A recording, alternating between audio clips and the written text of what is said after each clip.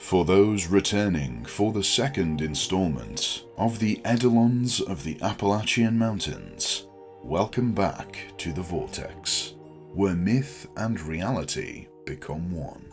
For those who are new to the channel, we'd certainly recommend a watch of part 1.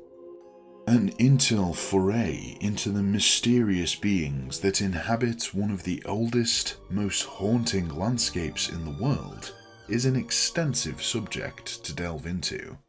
But the time has come for us to explore further into the Smokies, to discover the creatures behind the tales told by men of old for thousands of years, the spectres that still prey on those that dare to live there now.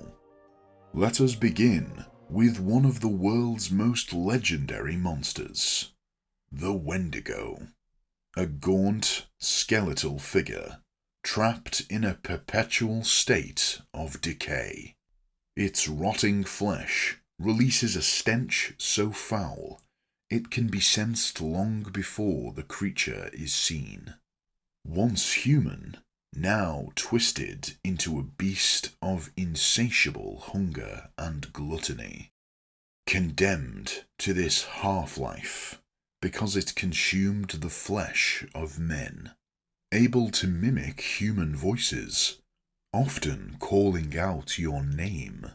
They lure victims off the path, deeper beneath the forest canopy. There, hidden in shadow, they strike and feed, safe from the sun that would otherwise burn their decaying skin. Navajo legends helped popularize the myths of skinwalkers, but that doesn't mean they're confined to Navajo lands. In fact, variations of skinwalker-like beings can be found across multiple indigenous cultures throughout North America. Skinwalkers were human once too, but they fell prey to greed. Power-hungry shamans who wanted to fast-track the trials and training that would have awarded them powers fairly would instead be damned to an existence of malevolent shapeshifters that take the form of animals at will, with the ability to mimic human voices, usually to entice them deeper into the wilderness. If this doesn't work, they'll use unsettling sounds and the primal fear that they emanate out to seep into their victims' senses. This is enough to drive a person to near hysterical, completely all-encompassing fear. The panic is enough to make any man run for his life, only to find themselves quickly and utterly lost in the woods, were they easier for the skinwalkers to catch. Most of you probably expected to see Bigfoot on this list, but this one is a little out of the ordinary as far as Bigfoot lore goes. Like all things in this cursed mountain range, this version of the infamous Bigfoot is far from typical. Though the legends have existed of the hairy wild man that shakes trees, throws rocks at campers, and steals livestock for as long as the Americas have been inhabited by humans, the first time those of European descent filed official sightings didn't happen until the 1950s, when loggers reported unnaturally large footprints around their campsites and instances of their food supplies being ransacked. Since then, the reports, mostly surrounding the state of Georgia, have never stopped. In 2023, hikers recounted a 9-foot-tall, hairy beast watching them from the woods. Others speak of heavy footfalls, thunderous thumps of some enormous creature circling their tents in the dead of night. It unleashes primal shrieks that reverberate through the earth and into their very bones. So far, the Bigfoot sightings seem very much in line with all of the other accounts, right? Well, I did say that the Appalachian Bigfoot is a little different. This one comes with demonic hounds that heed its command, referred to as the Appalachian Chupacabra. They have very little in common with their semi-reptilian South American counterparts, outside of draining the blood of livestock. Their bodies resemble that of an emaciated canine, with wide shoulders that weaves through the thick growth like lightning. But the general shape to their bodies is where their parallels to dogs end, I'm afraid. Their jaws are fanged, with impossibly long teeth. Their muzzles end in squashed swine snouts. Their backs are lined with wicked spines. Their legs end in 3 taloned claws. The Appalachian Chupacabra has one more distinct characteristic. They don't operate alone. Instead, they hunt in small packs of half a dozen or so. They aren't afraid of moving into human spaces either, seen in many populated places, from golf courses to the shores of popular lakeside residences. Now, we cannot possibly cover the unnatural beasts of the Appalachian without mentioning the Notadeer. At first glance, this creature resembles a typical white-tailed deer, but the closer it gets, the more apparent it becomes that this thing is no benign deer. It has forward-facing, predator-like eyes that hold people's gazes with an eerie intelligence.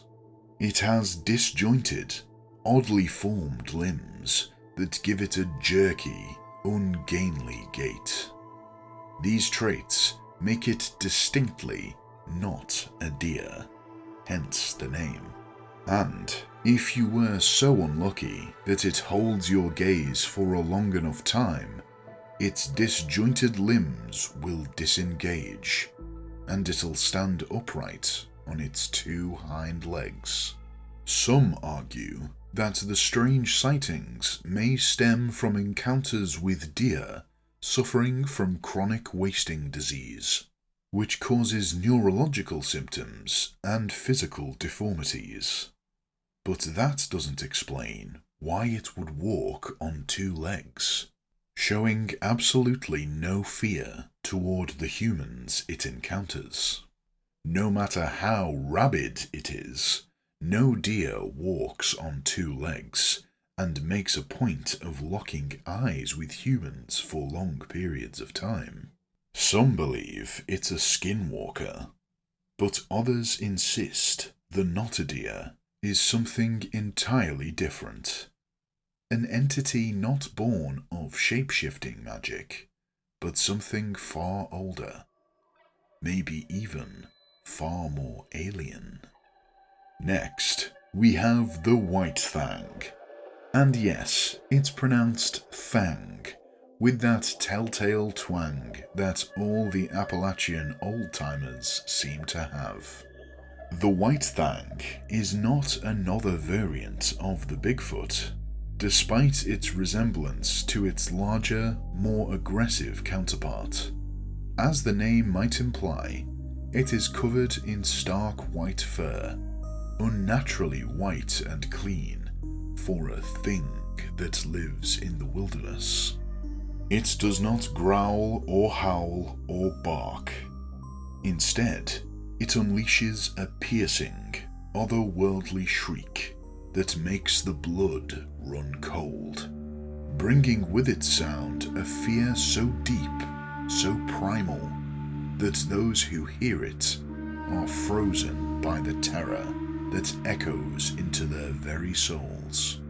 The few who have seen it speak of a man-shaped being that's 7 feet tall, that treks through the thick brush of the forest like a phantom. The Whitethang does not want to be seen.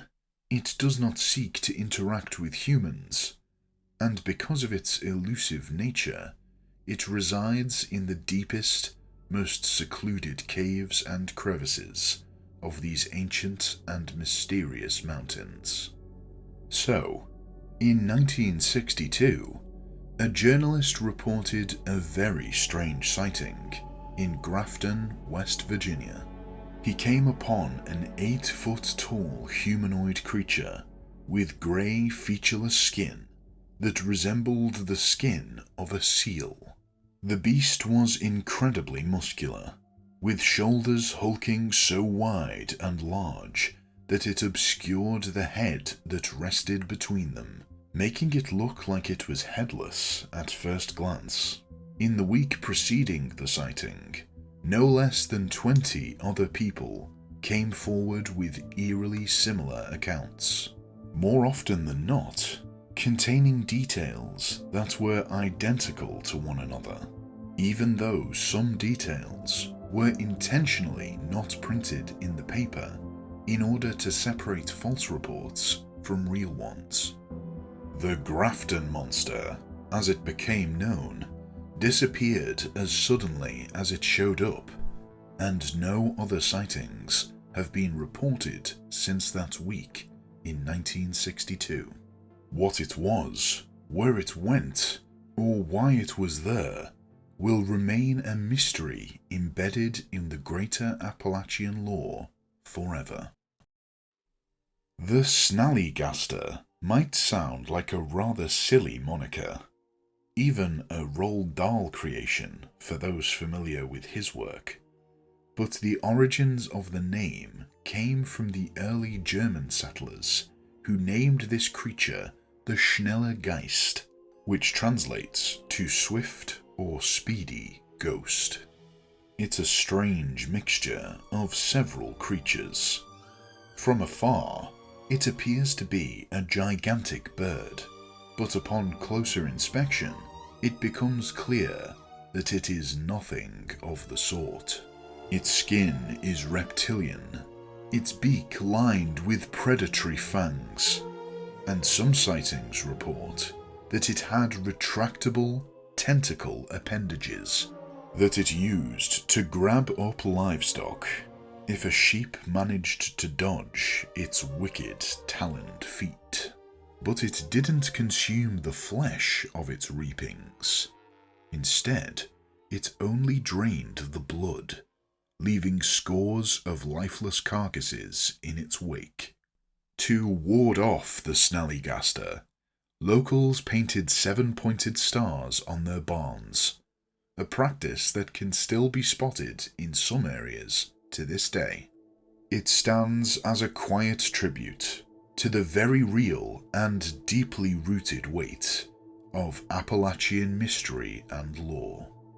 Well, that settles up this little trip into the depths of North American cryptids.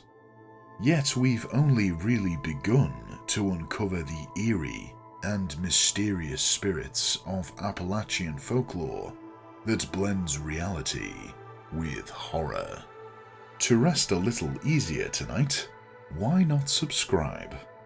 We can't promise protection, but we can promise you won't miss the rest of this series.